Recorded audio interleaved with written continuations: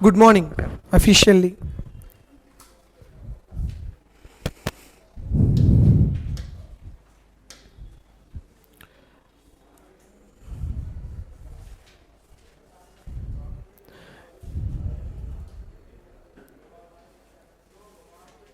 Yeah, this is what we have been talking about. If you look at this already neoprene, natural rubber, this was already given maybe in 24th, first or second shift. I am not sure with that, but they have given this, if you remember. Right? What is this? This is going to be polyacrylonitrile, right? This one is also given, right? Neoprene, that will be a natural rubber, that can be 1,3 butadiene polymer. Of course, that will be having methyl substitution. But if it is having the chlorine substitution, that should be the neoprene unit, right? Artificial rubber. So here this is the neoprene unit. This is the advantage, that if you are going to the exam, before you going to the exam, solve as much as you can the previous attempt papers. Even though they are memory based, that will be definitely helpful for you. But don't try to solve the paper just like that, but see the paper here and there, which means that before that concept, after that concept, revolving around that, those options, that will definitely help you. Okay, next. Yeah, this is the quite easiest one. So far it was not asked in JEE mains. It used to ask in MSET.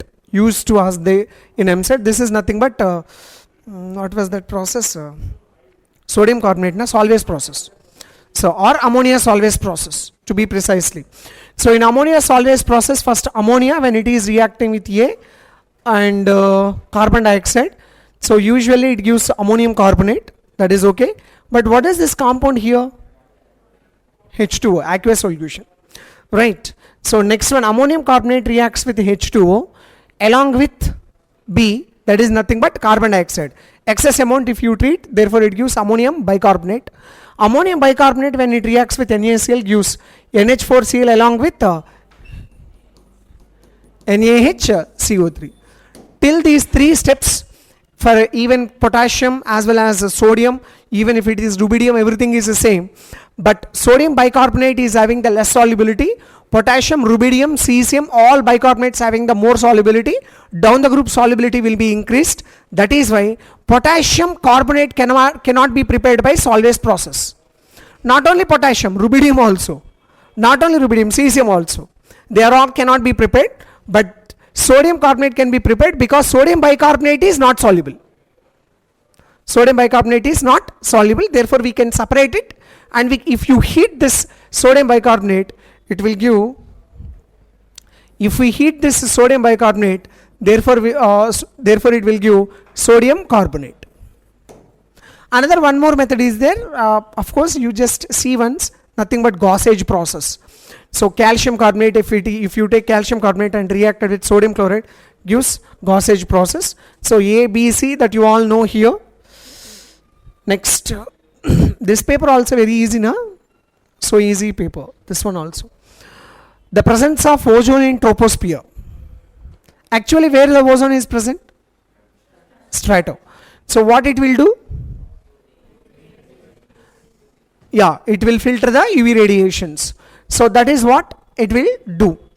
Even if it is present in the troposphere, it might protect. But another one more thing is, in troposphere, except nitrogen, oxygen and carbon dioxide, if anything is present, that should be considered as a pollutant. In troposphere, except these three gases, remaining all of them are pollutants only. So even ozone also, if it is present, it definitely could cause it can act as a pollutant. And another one more, here there will be, look at this, I guess this is the one now. Which kind of photochemical smog it can produce? Can you anyone tell?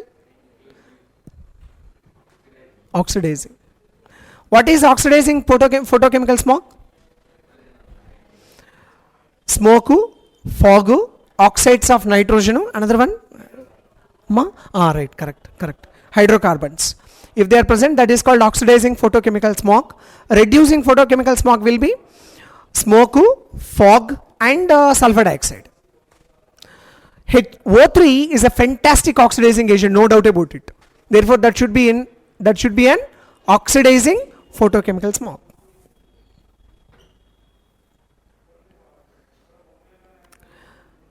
Here, what they are asking, I did not get the point. Maybe by answer we can solve this one as ionization enthalpy, but they did not mention anything.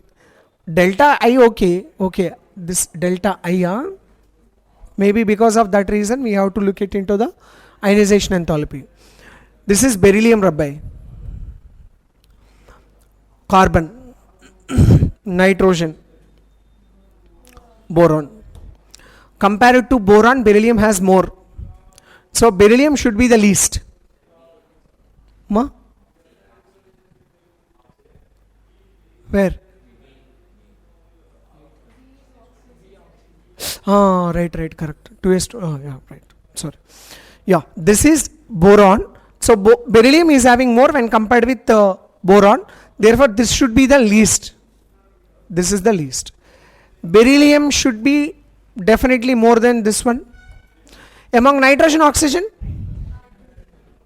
highest. How many times we told this? We don't know what is there in that two periods, especially second period and third period. We already explained the other day completely. So IE1 of nitrogen is more when compared with IE1 of oxygen, but IE2 of oxygen is more when compared with IE2 of nitrogen. Something like that. We discussed already all these points.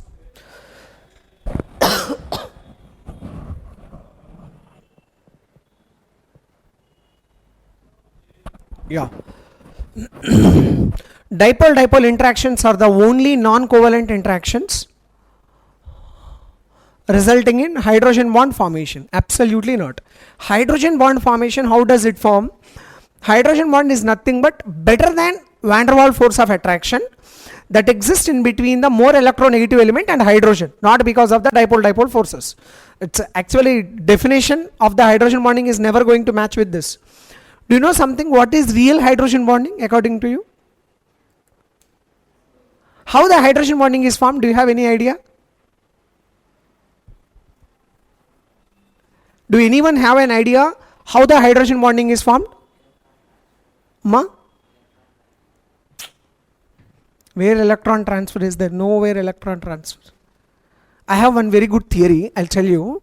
If you want, you can use it somewhere, okay? Actually, van der Waals forces, bond enthalpies are very, very less. Very, very less. You cannot imagine.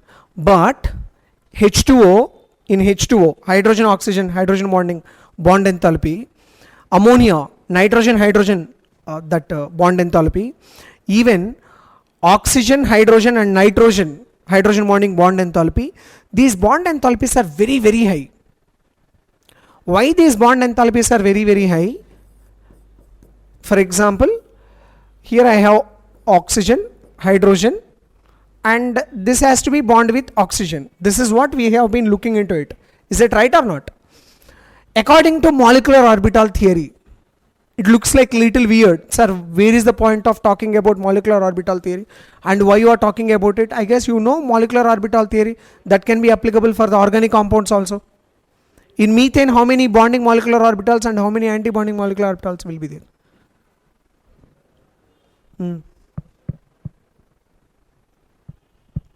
No? Why you are thinking like that? C, H, H, H. How many bonds are there? 4 bonding, 4 anti-bonding. That's it. How many bonds are there? 4. 4 bonding, 4 anti-bonding. Anti-bonding should be opposite to the bonding. Now, my theory here is what I like to, and not only me, and even I read few books and I was completely convinced with that.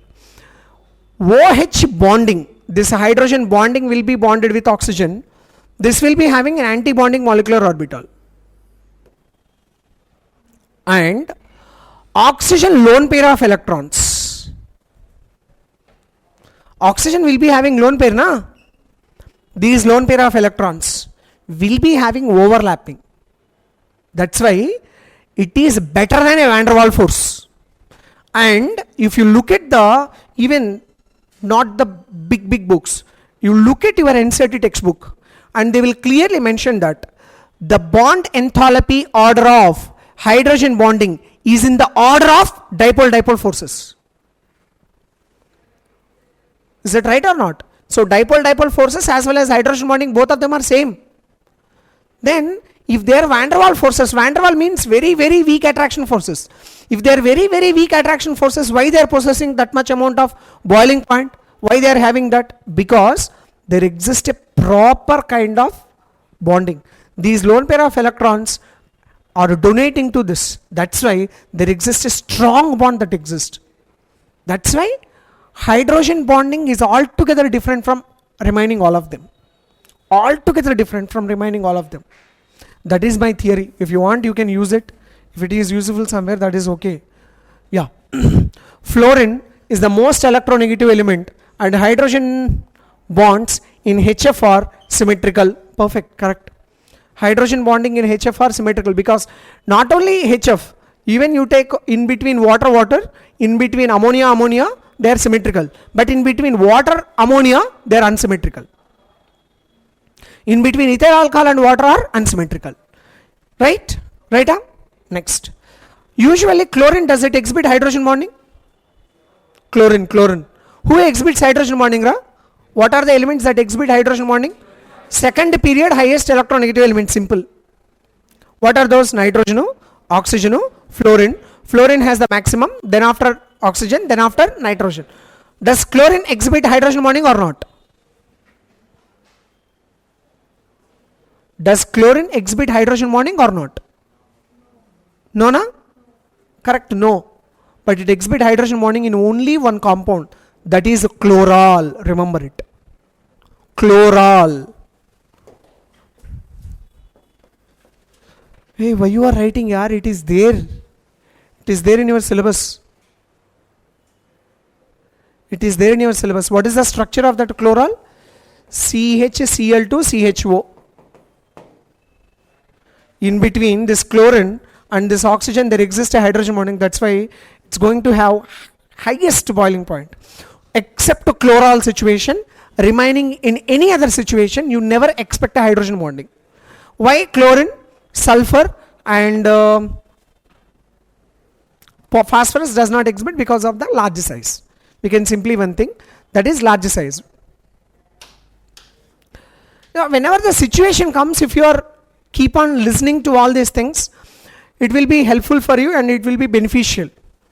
Okay, we will try to do every shift all these question papers discussion like this. So maybe by third or fourth shift you will be in very good position. That's what, because if you are discussing almost 30 questions, so we are discussing almost 120 or 150 points every session. So definitely you can get almost 300, 350 or 450 points. From those 450 points only you will get the questions. Because they are important concepts, no? Next, statements. Statement about the heavy water is given below. Heavy water is used in exchange reactions for the study of reaction mechanism. True, correct. Everywhere. In organic chemistry, we are going to use it to the core. Because if you get a doubt, if the hydrogen is from the acid or the hydrogen is from like you take esterification reaction.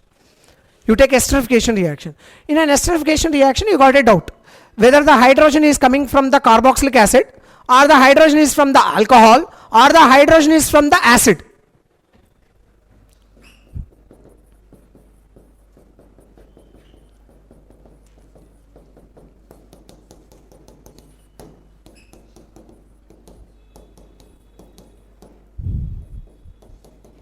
Oxygen, sorry. Oxygen. So, and here H2O is formed. For example, this hydrogen I am talking about. This hydrogen is from where? Whether it is from this one, or it is from this one, or it is from this one. So, whenever I got a doubt, I will do one thing. That is, I will put D. If I get some HDO here, therefore it is confirmed that yes, this D, that hydrogen is from here only. So it is almost like we are labeling and we are going to, it is almost like tracking. It is like tracking the maybe someone like a thief by the CBI or CID. They will track, na? So like that we are tracking it. So where you are going, something like that. Definitely that is true, no doubt about it. Next one, heavy water is prepared by exhaustive electrolysis of water. Absolutely correct. If you remember heavy water, how it is prepared, if I am not wrong, by considering the electrolysis process, nickel acting as an anode and that iron metal can act as cathode. That nickel also, that is having perforated, which means it contains holes, and we start the electrolysis process. When you start the electrolysis process initially, H plus will come towards the cathode and OH minus will move towards the anode. Oxygen gas will be liberated at anode and hydrogen gas will be liberated at cathode. Now that electrolysis process, in order to increase the electrolysis, we will add a little amount of the KOH. After adding the little amount of KOH, the process is going to be little aggregated, or the rate of reaction will be increased to a little extent or little bit.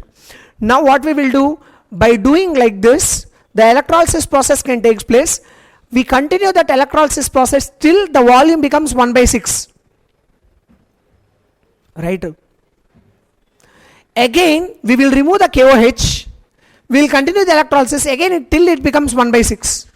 So like that, if you do, at the end, for every 6,000 liters of water, you will get 1 ml of, 1 liter, 6,000 liters, yeah. For every 6,000 liters of water, you will get 1 liter of D2O. 1 liter of D2O. Exhaustive electrolysis, correct. Why exhaustive electrolysis? Because water contains both. Extremely sorry, I should not write like this. H plus plus OH minus. And D2 also contains D plus and OD minus. Now there is a competition. At cathode, who has to move? Who has to move? D plus or H plus? At anode, who has to move? OH minus or OD minus? Obviously here H plus. And here OH minus, because the size of hydrogen is less when compared with D. And not only that, remember this point also. First of all, when compared with OH bond cleavage, DOD bond enthalpy is high. This bond enthalpy is high when compared with this bond enthalpy. That's why first dissociation of hydrogen oxygen can take place. Production of H plus ion becomes very easy when compared with the D plus. That's the biggest thing. Bond enthalpy is also matter. Now I guess you can answer this.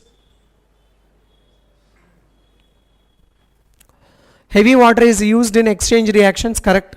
Heavy water is prepared by exhaustive electrolysis, correct. Heavy water has a higher boiling point than ordinary water, correct.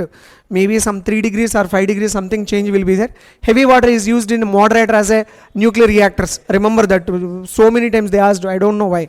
And moreover, D2O can exhibit all the properties of H2O.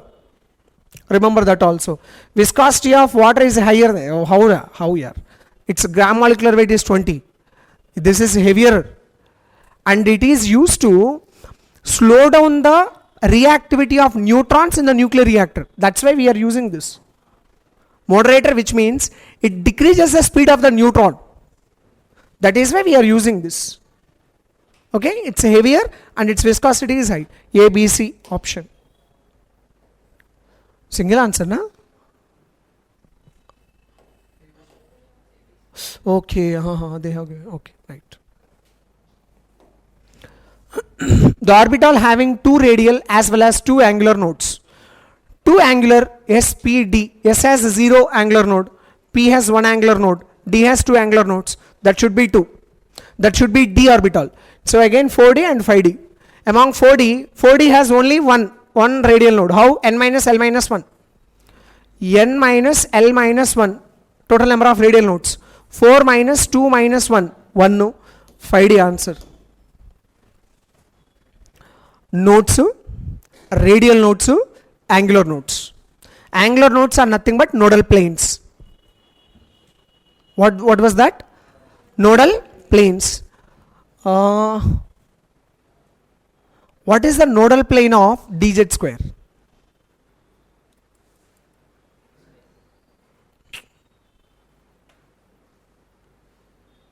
What is the nodal plane of dz square? Trying to say something. Don't feel shy, yaar. Come out. First of all, it does not have nodal plane. It has conical nodes. What was that? It has conical nodes. This is dz square. Huh? Here we will write something like, this is nothing but magnetic field. It will be having two conical nodes. This is one conical node, and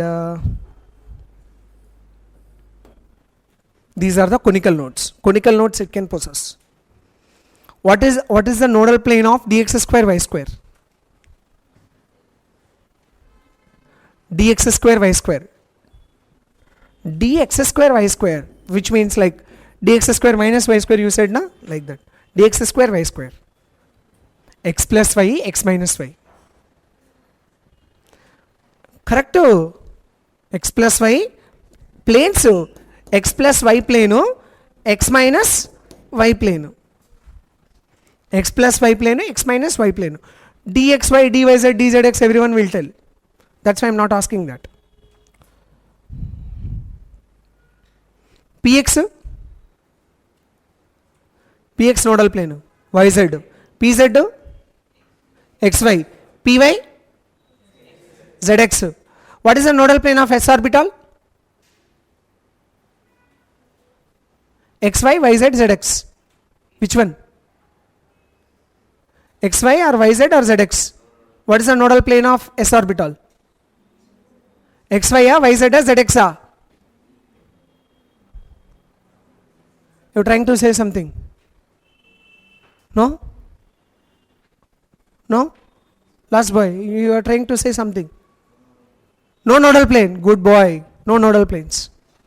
S orbital has no nodal planes. Where xy, yz, zx will come? Huh? What is this, yaar?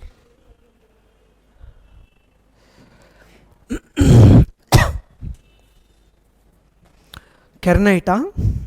Kernite to razorite to I remember little bit. Na2B4O7 8H2O, I guess. Octahedral borax. Na2B4O7 8H2O. Impure borax is known as a tinkol, remember. It might ask. Impure borax is known as tinkol. Na2B4O7 8H2O, which is also known as octahedral borax. Borax aqueous solution is acidic or basic? Right. Why basic? I asked you, is it acidic or basic? There is a straight point. What is that point? It's a salt of strong base weak acid. Na2B4O7 amma. NaOH and H2B4O7. Right? Okay. So now it is a combination of H2B4O7 and NaOH. So salt of strong base weak acid should be pH greater than 7 only, na?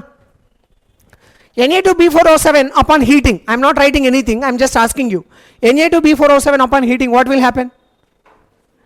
NaBO2 plus B2O3, which is nothing but borax glass. Upon treating with metal ions, they will give their colors, which is nothing but borax bead test. Na2B4O7 is having how many borons? 4, na?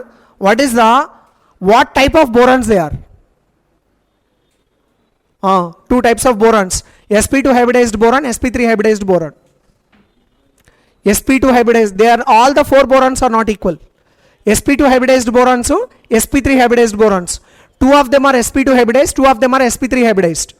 That's why 2 of them are having less strain and 2 of them are having the more strain. Correct? Na2B4O7 reacts with acid, HCl. What is the formed compound? Na2B4O7 reacts with HCl. What does it form? H2B4O7. H2B4O7 reacts with excess amount of water. What will be formed? H3BO3 ra. H3BO3 upon heating, what does it give? It will be interesting, I am telling you. HBO2, metaboric acid. Upon strong heating, what does it give? B2O3. B2O3 is nothing but boric anhydride. That's it. Tell me two preparations of diboron.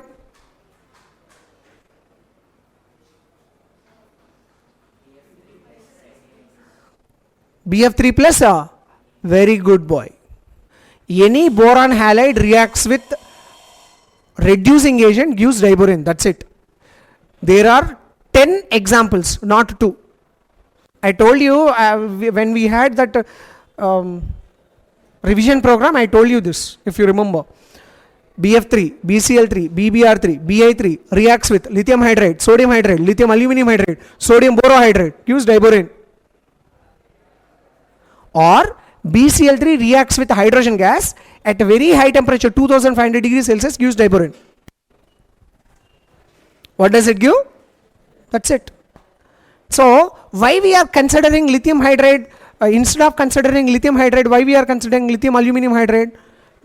We mentioned already. Lithium hydride is uncontrolled reducing agent. In order to control that one, we are going to treat with aluminum. So it becomes lithium aluminum hydride.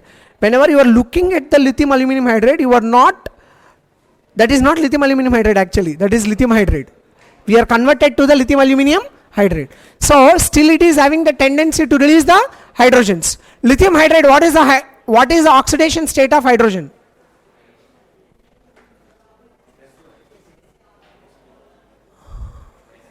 What is the oxidation state of hydrogen in lithium hydride? All hydrides, hydrogen oxidation state -1. Metal hydrides, H2O. H2O, that is okay. NH3, that is okay. CH4, that is okay. They are all covalent hydrides. For all covalent hydrides, hydrogen oxidation state is +1. For all metallic hydrides, they are also called Selen hydrides.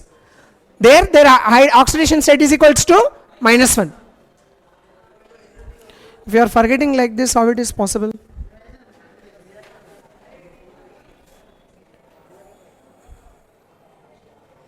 Now their entropy is very high. We cannot control it. Because this is break now. Yeah. Now kernite, Na2B4O7 boron.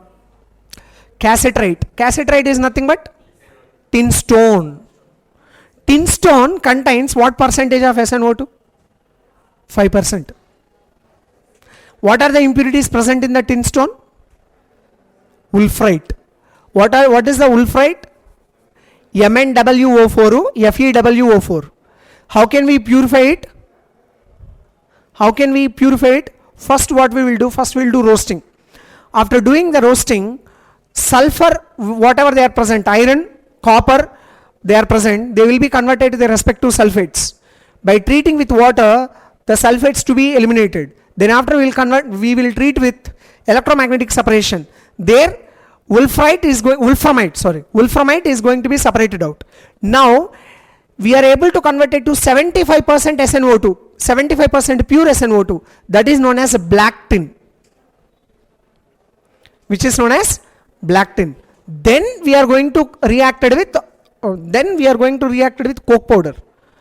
It gives SnO2 plus C, gives rise to Sn plus 2CO. But still it is having SnSiO3 and all the impurities will be formed. Because of that, what we will do? We will sprinkle with anthracite powder and we are going to do poling. So that whatever the SnSiO2 is present, that one also can be converted to tin. How is this here? What is this? If you are forgetting like this, it is very difficult. It is, the only thing is you need to have that intent to remember. You need to have that intent. It's like almost only that love and affection towards the subject. You need to have that intent. If you have that intent, you can remember. If you don't have that intent, it is not possible. Try to analyze, try to connect, try to, whenever you see compound, I already mentioned one exercise in your class, if you remember, when inorganic is started. Try to speak with your friend inorganic. That's a one way. Another way, whenever you see an atom or a molecule or a compound, try to remember at least 3 to 5 reactions yourself. This also I told you. If you do any of these exercises, since 3 months, you would have been in an extraordinary position. And we followed it and we were very successful. We became very successful and we got excellent ranks. I'm telling you, I'm not the part of below 100 rank, I am the part of below 1000 rank several times. Several times, open category. So that reservation category, that is All India top 10 rank also we have seen, but not that one, open category rank, I have seen almost like plenty of times. No, below 100, that fellow he got 167. Yeah. So that is below 200 I have seen. The only thing is, they followed all these things. They followed, like, if we said, you have to speak with your friend, they used to speak with their friend, the same inorganic chemistry only. But it looks to be very weird, and it looks to be very weird because of the others. We always feel and we always like inhibited because of, if they two are talking each other, then the biggest enemies are not there anywhere, their neighbors only, or their classmates only. Don't just forget about them and you just speak on. And especially that is a highly viable with the boys. So a boy who is talking about the subject, if he is not in the class, that is almost a crime. Isn't it? Is it correct or not? So if once the break is given, the boy should not talk about the subject. That is the biggest hurdle for the boys. So just get over that hurdle and forget about what they are talking or what they are speaking, others are talking about it. Just concentrate on your subject. You will definitely get the advantage. Okay, I know, but girls, they can speak very less low voice and they can get over whatever it is. But these boys, they are going to shout something. So someone will feel like whatever. It's okay. Cassiterite is nothing but tin stone. After this big history, you cannot forget that. Calamine, ZnCO3. What is the ore for the manufacture of zinc? Zinc blender, ZNS. How you are going to do? Crushing or grinding, froth flotation process, then after roasting, then after zinc will undergo self-reduction. Huh? Who will undergo self-reduction? Lead, copper, mercury. They will undergo self-reduction not at high temperatures, at low temperature, little low temperatures. Cryolite, Na3LF6. This Na3LF6 where we added? Hall-Herold's process, correct. Good boy. In Hall-Herold's process, along with cryolite, we added another one more compound. What was that? What was that compound?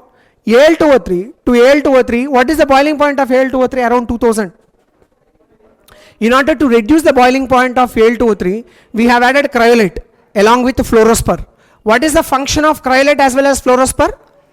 Reduces melting point, not boiling point, melting point. Reduces melting point as well as improves the conductivity. Improves the conductivity. Remember, whenever you see this, you have to, your brain has to go there. If it goes there, therefore, it will be good.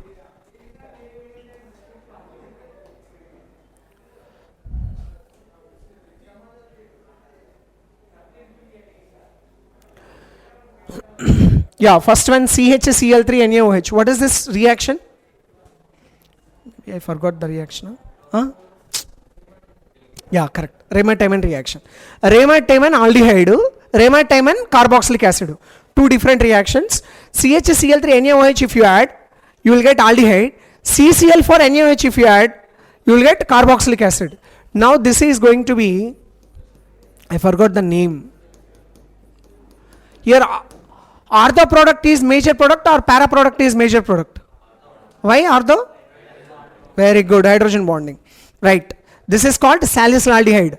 If I use CCl4 along with NaOH, I will get this compound.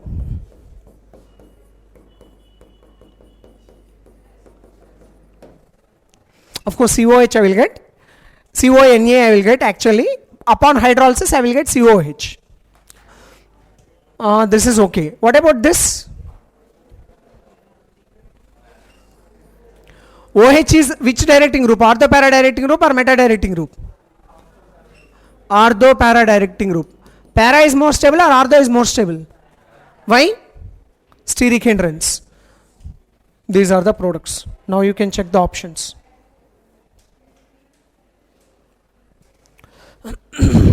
A mixture of chloroform and aniline can be separated by simple distillation. True. Because chloroform is having dipole-dipole forces. Aniline is having the hydrogen bonding. Their boiling point difference is very high. Definitely they will be very, very high. If the boiling point difference is more than 20 Kelvin or 20 degrees Celsius, they can be separated by simple distillation. Definitely. Next, when separating aniline from a mixture of aniline and water, look at this. Aniline and water. Aniline is having the less boiling point, water is having the more boiling point. Definitely aniline can be separated first. So that should be the statement. Yeah, distillation, aniline boils below the boiling point. Correct. Aniline boils below its boiling point. True. That is correct. Next.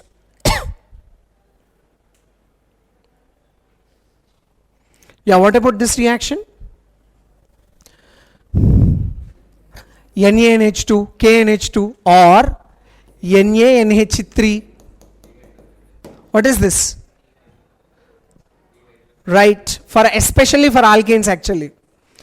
Actually what we can use here, that is alcoholic AOH I can use. Alcoholic AOH when I can use? For the first formation of the double bond. After the formation of this kind of vinyl halide, from this one removal of the HBr or HCl, it becomes little difficult. That's why we are going to use a strong basis. NaNH2 or KNH2. So what will be the formed compound? CH3, C triple bond CH. Now I am treating with red hot iron tube or red hot copper tube. I will get mesitylene.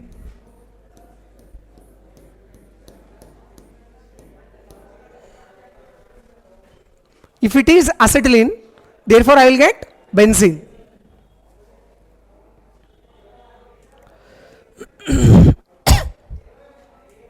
Yeah, look at this. How simple this is. On treating a compound with warm dilute H2SO4, gas X is evolved. It turns K2Cr2O7 paper acidified with the dilute H2SO4 to a green colored compound. On treating a compound with warm dilute H2SO4,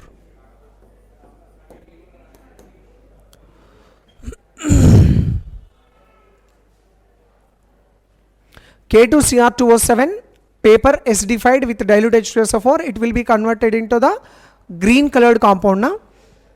So that should be sulfur dioxide.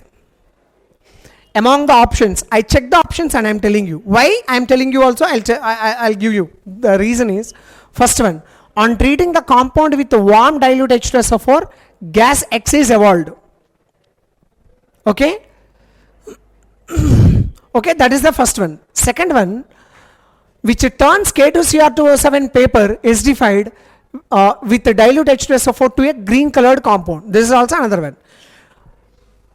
K2Cr2O7 is reacting. K2Cr2O7 is reacting. Cr2O7 minus is reacting. It is an oxidizing agent. Who will undergo oxidation, SO2 or SO3? That's it. Because from the options I am checked. I have checked from the options. SO3 does not undergo oxidation, na? Converted to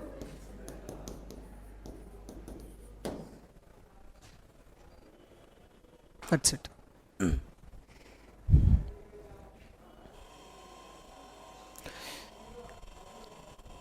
Look at this. Have you listened anywhere all these process? I told you Carius method for chlorine, bromine, iodine, and Dumas method for nitrogen in terms of volume, Zeldal's method in terms of equivalents. Phosphoric acid, if you remember, I told you ammonium molybdate test. Ammonium molybdate test. Yeah, Carious tube is used for the estimation of sulfur in organic compound in the form of, I told you, in the form of what? BaSO4 ra, chlorine in the form of AgCl ra, bromine in the form of AgBr, iodine is in the form of AgI, phosphorus is in the form of Mg2P2O7. We already mentioned that, right? So Carious method is used, false statement they need. Carious method is used for the estimation of nitrogen in organic compound. How big false this is? How nitrogen can be estimated? Dumas as well as Zelldals. It is very easy to identify if you just know their names. Next, phosphoric acid is produced. Oxidation of phosphorus present in an organic compound is precipitated as Mg2P2O7, correct? Adding magnesium mixture, this is true, it is there. Zelldals method is used for the estimation of nitrogen in organic compound, this is also true. As it is sentences. Actually this is wrong. Wrong this is. Correct? Which is helpful or which is not helpful? Okay, right. I thought, why did I? Yeah, they have given in the memory based, not something they have given reverse. That's why everyone try to claim or something. I did not see this kind of question. They have given memory based papers, na? In that memory based paper, they have given something different.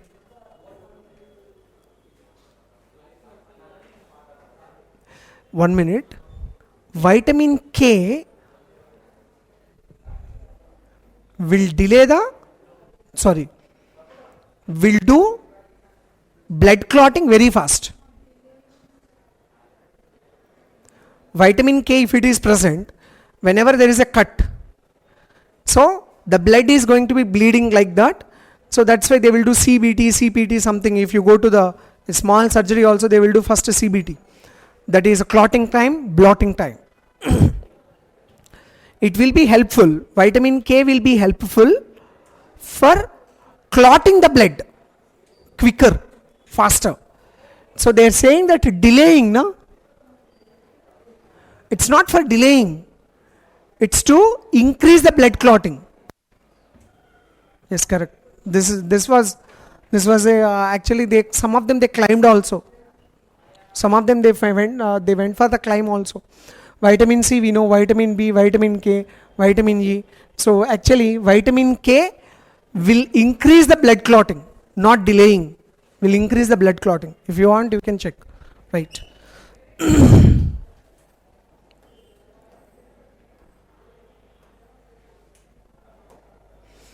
This is a big confusion thing. Hydrolysis, C4H8Cl2, C4H8O. C4H8Cl2 converted to C4H8O. C4H8O is having how many DU? 1 DU, 1 double bond unsaturation. So that will be having, okay, it might be an aldehyde, or it might be a ketone, or it might be an enol, or it might be an alkene as well as an alcohol. Can be, na? Anything it can be. But now B reacts with hydroxylamine, but not B reacts with hydroxylamine. Therefore, I am going to eliminate two options. One is enol, I will eliminate. Another one is alkene plus alcohol option also eliminate. Now I have only two options. One is aldehyde, another one is ketone. So B reacts with hydroxylamine, that is true. But it does not react with tolerates. Does not react with tolerates. Who does not react with the tolerates? Ketone does not react, does not give the test. White PPT, actually white silver PPT it will give. So if it is with the failing solution, what it gives? Red PPT. Yeah. So of course ketone does not give that failing test also. So tolerant test, therefore A and B should be A has to be gem dihalide. A should be geminal dihalide. B should be ketone. That should be the answer. That gem dihalide also, it can be like this. Maybe here they can be present. Butane only, na? Yeah, that is the only thing. Because here two halides not possible. Because of here two halides which are present, and it is going to form gem diol. This, from this gem diol, you can lose water molecule very easily. After losing water molecule, it will give C double bond O, which will give C double bond O.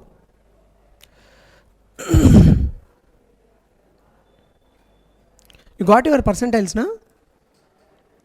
What about them? Not to discuss with anyone? Huh? Oh, it will be recorded. We'll see later. A compound A is used as strong oxidizing agent. Is atmosphere is a strong oxidizing agent in amphoteric in nature. Okay, right, good. Amphoteric in nature, good. It is the part of lead storage batteries. Compound A. Lead storage batteries we will be having two, PbO and PbO2. PbO and PbO2. But it should be acting as a strong oxidizing agent, na? Who will undergo easily strong oxidation? PbO2. Because PbO2 is unstable, PbO is more stable. What is the reason? That's it.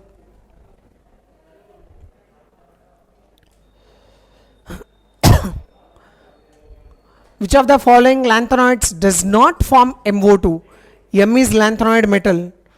It was there even in the periodic classification also, na? It should be prasodium plus 4, dyspronium plus 4, this one also plus 4. For this there is only plus 3. Therefore, that will be the one that we will be having. Next. Yeah, very old question. Orthonitrophenol is a steam volatile due to the intramolecular hydrogen bonding. Correct.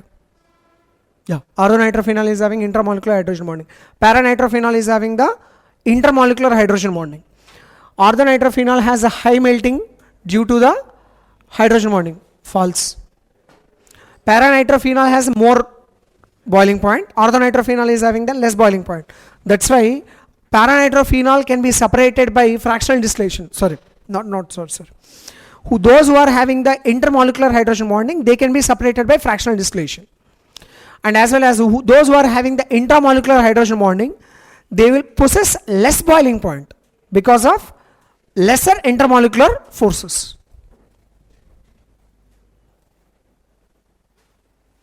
For the given reaction, good. UV light bromine. Yeah, we hear UV light bromine is there, na? Therefore, whether here or here, the substitution can take place. They're asking this is the major product, na? For major product, the secondary free radical is more stable than primary free radical. If they would have given not this UV light, for example, just imagine, not this UV light, and they would have given something like CCS2, then what is the answer? Then what should be the answer? Meta position.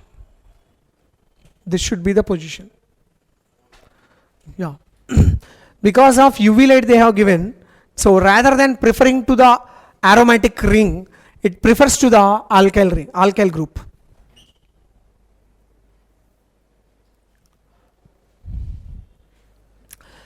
An amine on reaction with benzene sulfonyl. Benzene sulfonyl. What is the name of that reagent? Ma? Hinsberg reagent. Hinsberg reagent reacts with the primary amine. Yeah, it is soluble in water. Hinsberg reagent reacts with secondary amine. Yes, it reacts with water. It reacts with Hinsberg reagent, forms a compound which is insoluble in water. Hinsberg reagent, usually it does not react with the tertiary amine. It forms quaternary ammonium salt. Right? Huh? Primary amine reacts with Hinsberg reagent, soluble in water, and also react with sodium hydroxide also. Secondary amine reacts with Hinsberg reagent. What is that Hinsberg reagent? That's it. That is the one, na? So primary amine is soluble, secondary amine is not soluble. What they have given? Chloride produces compound insoluble in alkaline solution. Good boy, secondary amine. Point out. Where is the secondary amine?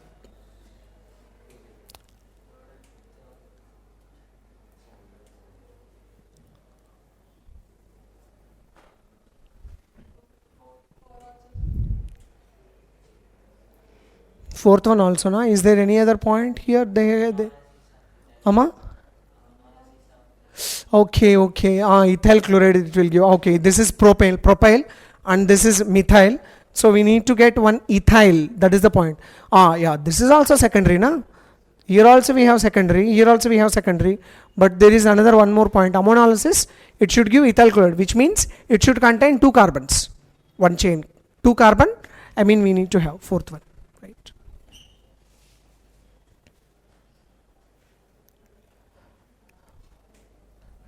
For a chemical reaction, A plus B gives rise to C plus D. The entropy change delta S naught.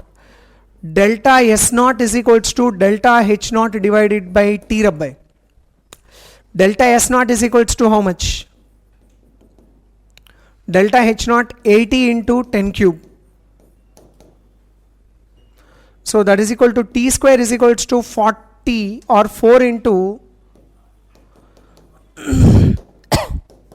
T is equals to 2 into 10 square. 2 into 10 square.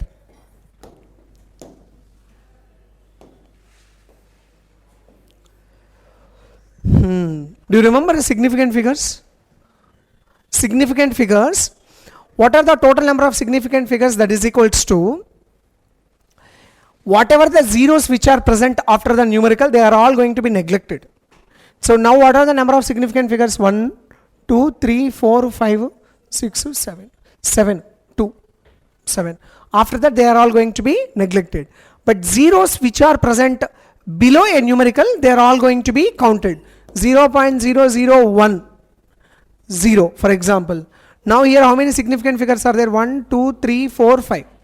5 significant figures. Because this can be neglected. You can write anything, no? Otherwise you can write every time. If you are keep on writing that, then therefore it is a number, but this is the number of significant figures. Here we are not going to count these.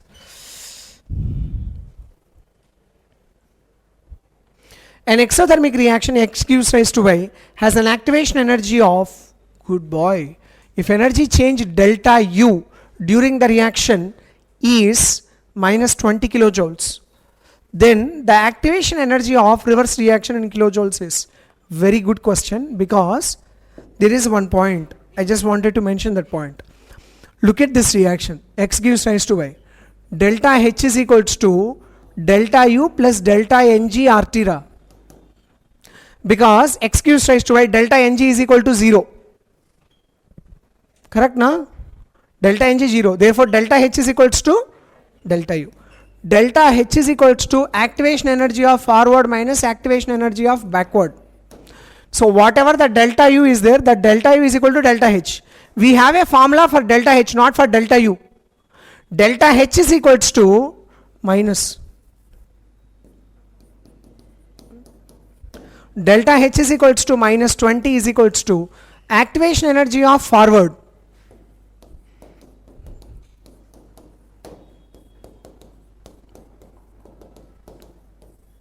We mentioned this. If you did not remember, now you try to remember. Change in enthalpy of formation of products minus change in enthalpy formation of reactants. Change in enthalpy of combustion of reactants minus change in enthalpy of combustion of products. Change in enthalpy, we can write like this. Bond dissociation enthalpy of reactants minus bond dissociation enthalpy of products. That is equal to activation energy of forward minus activation energy of backward. These are all the formulae for the calculation of change in enthalpy of a reaction.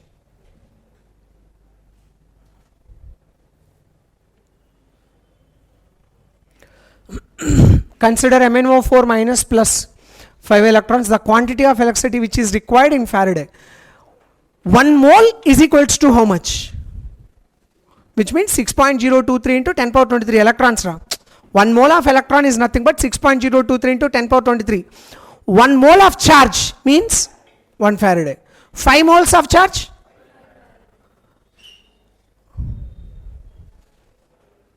If I consider 1 mole of MnO4 minus, it should be this as it is there in your book. You can check once. First we started from this only. We started like this only. 1 mole of electrons is nothing but 1 Faraday of electricity.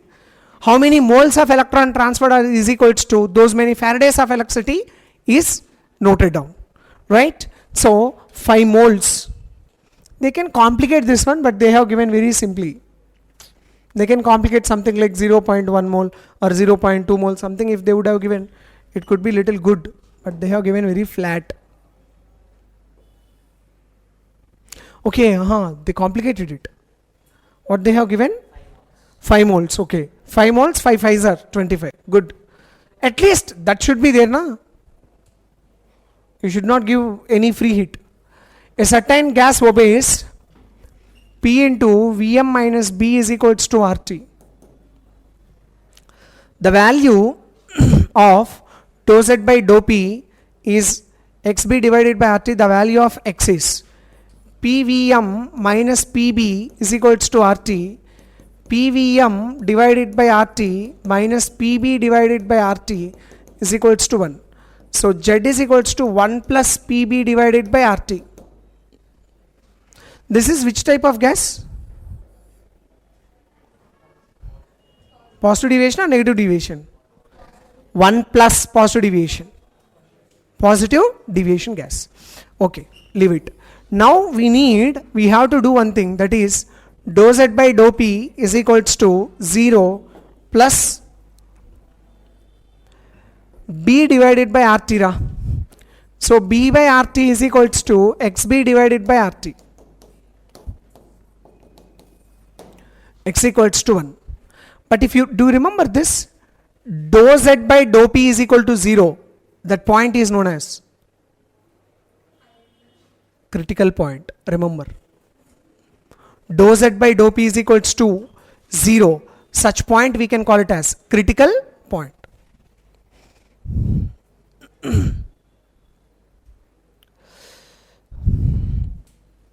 A homogeneous ideal gaseous reaction AB2, A gives rise to 2B, is carried out in 25 liter vessel flask.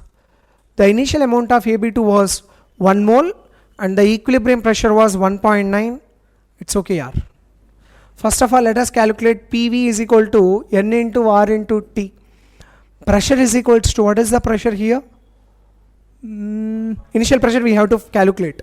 No. They did not mention the initial pressure. They did not mention initial pressure.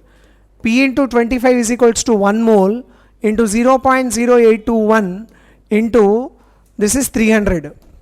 Therefore, P is equal to 0.0821 into 300 divided by 25. 25 12s are? Sure? Yeah. So, 0.0821 into 12. Approximately, if you take one, you are not getting the answer.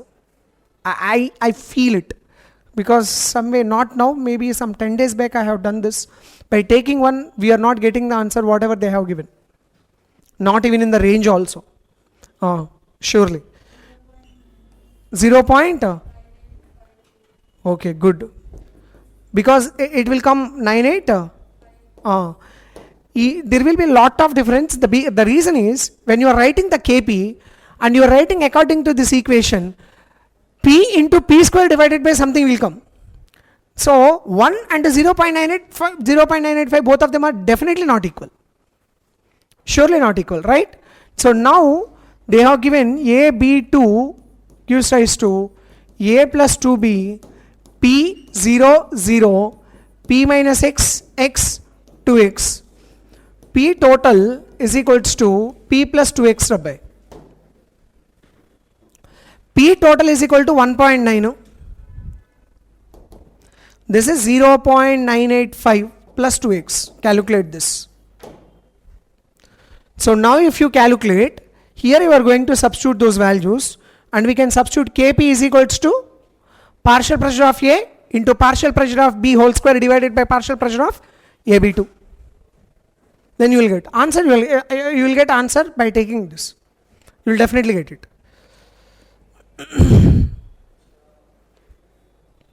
This one how many times we told? Dichromate ion in basic medium, it will be converted to CrO4 minus 2. Color? Yellow. What was the color? In acidic medium? Oi. In acidic medium, what is the color? Orange red. Cr2O7 2 minus in acidic medium. CrO4 minus 2 in basic medium. Don't forget.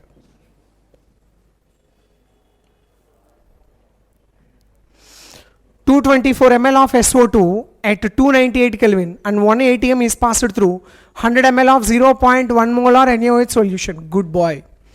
Here this is 100 into 0.1. Actually the reaction it is going to be SO2 plus 2 NaOH gives rise to Na2SO3 plus H2O. For every 1 mole of this you need 2 moles of this. So first of all I have to check with this 224 ml. So PV is equals to N into, it will take little time, definitely it will take, it's a ridiculous calculation. So pressure is 1 atm, volume 224 divided by 1000, that is equal to number of moles we have to calculate. R value let us consider 1 by 12. Why should we consider 0.0821 into 298? How much? This N value is equals to, N is equals to 224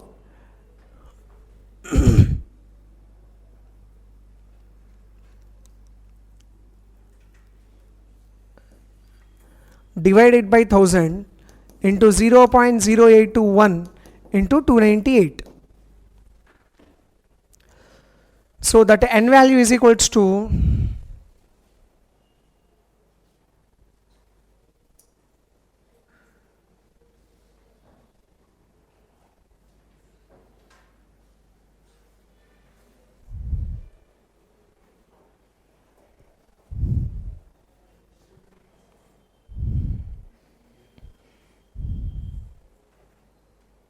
9.1 into 10 power minus 3. 9.1 into 10 power minus 3, which means 9.1 millimoles. There is a little, another one more complication is there. Look at this. 9.1 millimoles. What about this one? 100 into 0.1, how much? 10 millimoles, right? This is 9.1 millimoles. Here we will be having the 10 millimoles. But out of that, here 5 millimoles only can be reacted. Here 5 millimoles only can be reacted. 5 millimoles if it is reacted, here how much will be formed? Now, there is another one more complication here. Look at this, how cruel they are. Na2SO4 is having the Van 't Hoff factor. So what is the formula for that?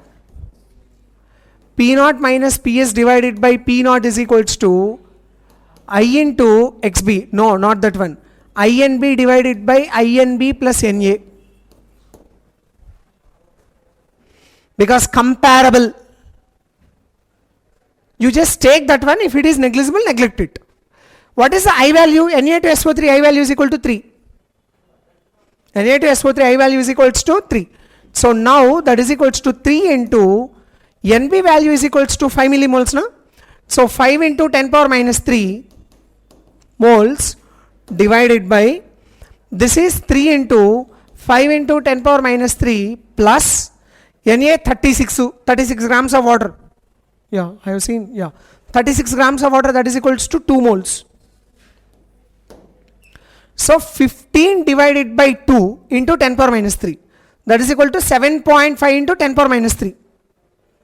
7.5 into 10 power minus, calculate that. Multiply with P0, therefore you will get the answer. See, first of all, mole concept, states of matter, mole concept, limiting reagent concept, colligative properties. Beautiful question. Good.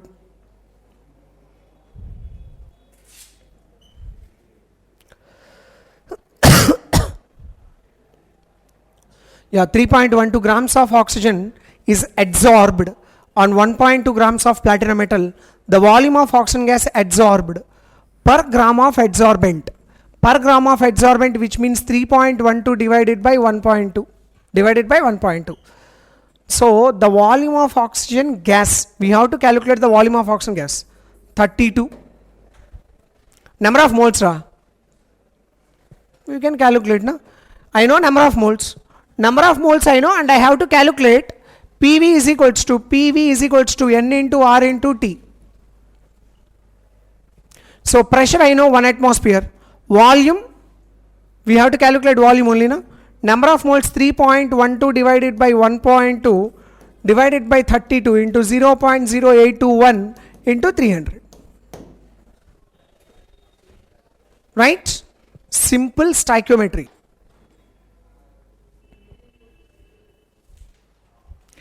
Number of bridging. Manganese, na? For iron 3, manganese, iron, cobalt, nickel, na? So sorry. For iron 1, cobalt will be 2. But for this,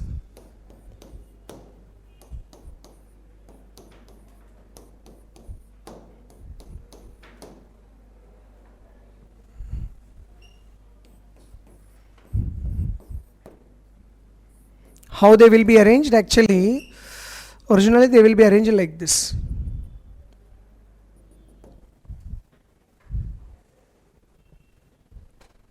Five here, 5 here. If you have a doubt, I shared a file with you, metal carbonyls. Check once that metal carbonyls file. Iron metal carbonyl, manganese metal carbonyl, chromium metal carbonyls, and all I shared with you. So that we have taken class along with the LT also. Okay, check once, then you can find all the structures.